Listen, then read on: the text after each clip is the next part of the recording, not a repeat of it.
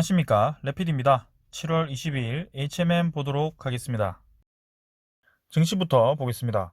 코스피 코스닥 오늘 둘 다 상승했고요. 오늘은 조금 반등을 해줬습니다.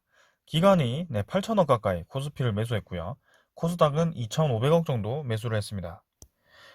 근래 들어서 최근에 계속 코로나19에 대한 위기감으로 좀 빠져나가는 모습이 보였었는데, 드디어 이제 좀 속 시원하게 수급이 좀 들어온 것 같습니다. 외국인 같은 경우는 이제 코스피를 매수하진 않았지만 대신에 이제 코스닥을 많이 매수를 했고요.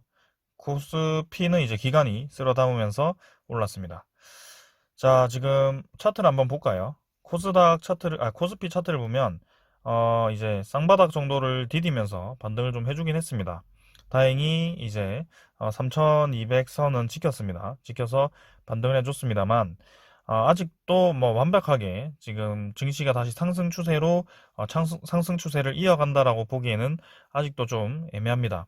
그래서 오늘 반등다운 좀 반등을 해주긴 했지만 방심하기는 이르고요.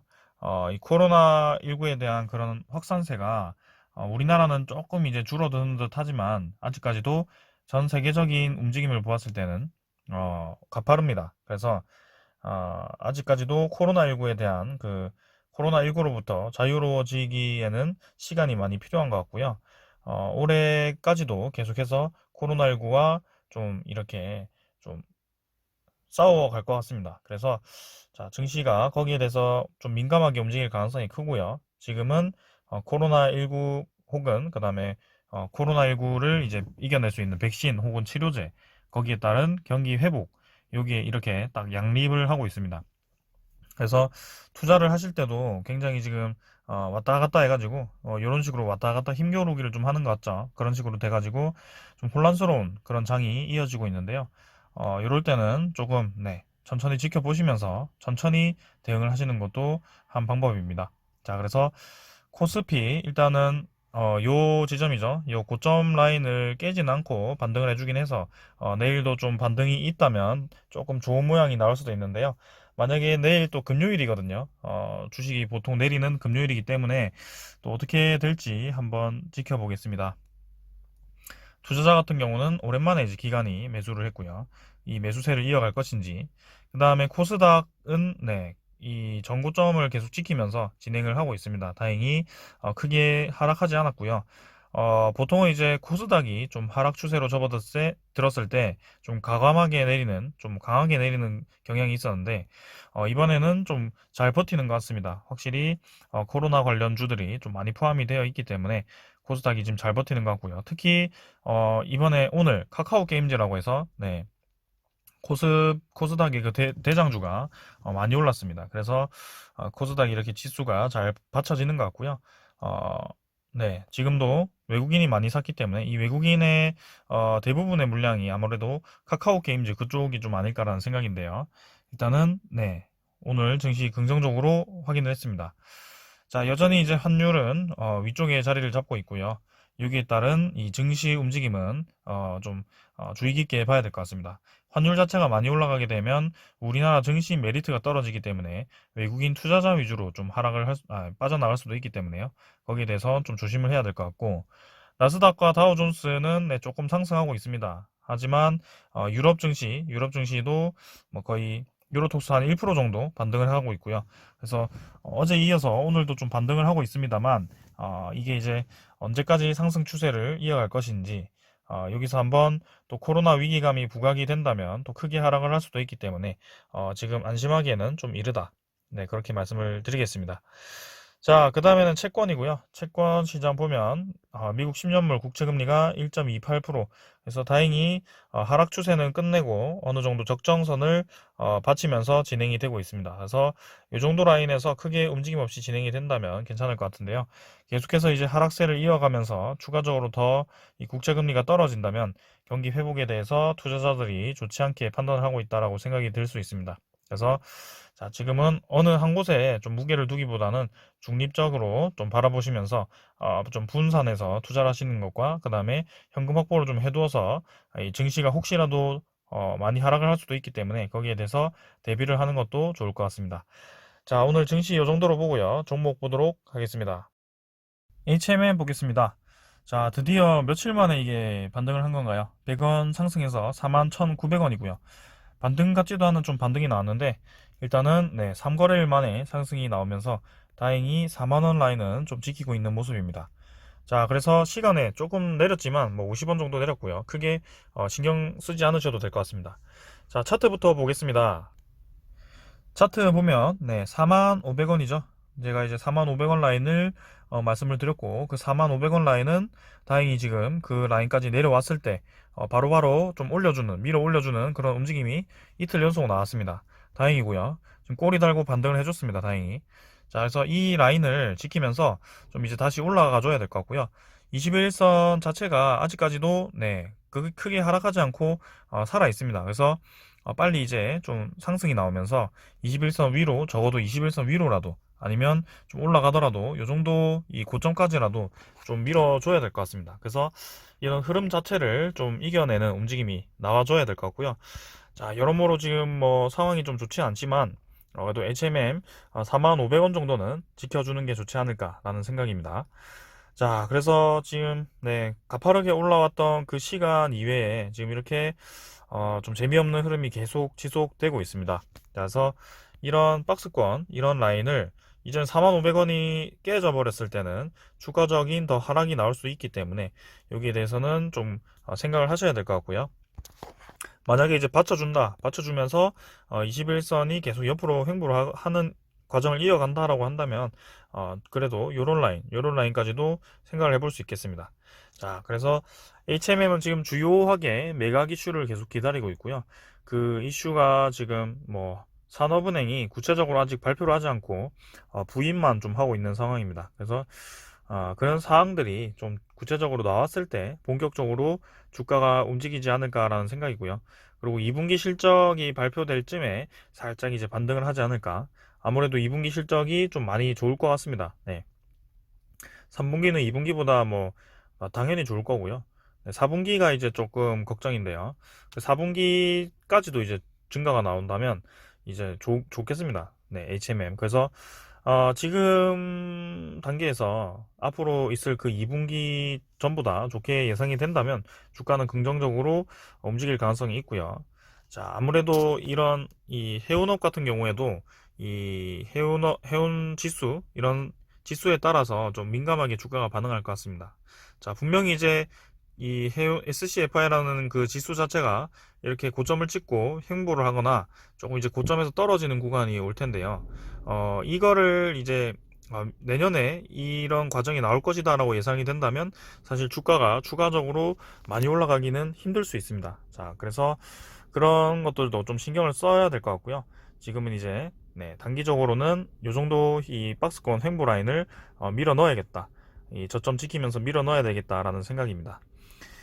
자, 그래서 뭐 계속 비슷한 흐름을 이어가고 있기 때문에 가볍게 넘어가도록 하겠습니다.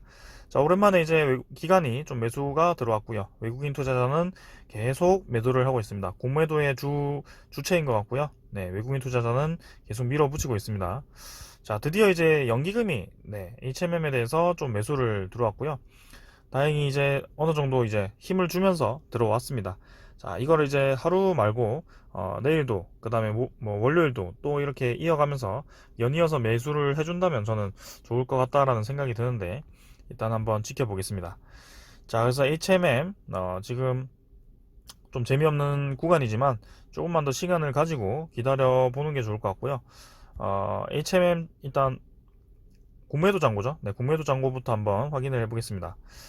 자, 사실은 좀 이렇게 오랫동안 지루한 흐름이 이어질 때는 빨리 정리를 하시고 그냥 다른 종목 가셔도 되고요. 아니면 HMM 자체를 좀 꾸준히 들고 가보시겠다 하시는 분들도 그냥 저는 들고 가보셔도 좋을 것 같습니다. 그래서 두 가지 방법이 있기 때문에 본인의 선택에 맞게 그냥 진행을 하시면 좋을 것 같고요. 사실 지금 상황에서는 증시가 너무 애매하게 움직이기 때문에 딱히 들어갈 종목이 없다면 그냥 가만히 계시는 것도 네, 좋습니다.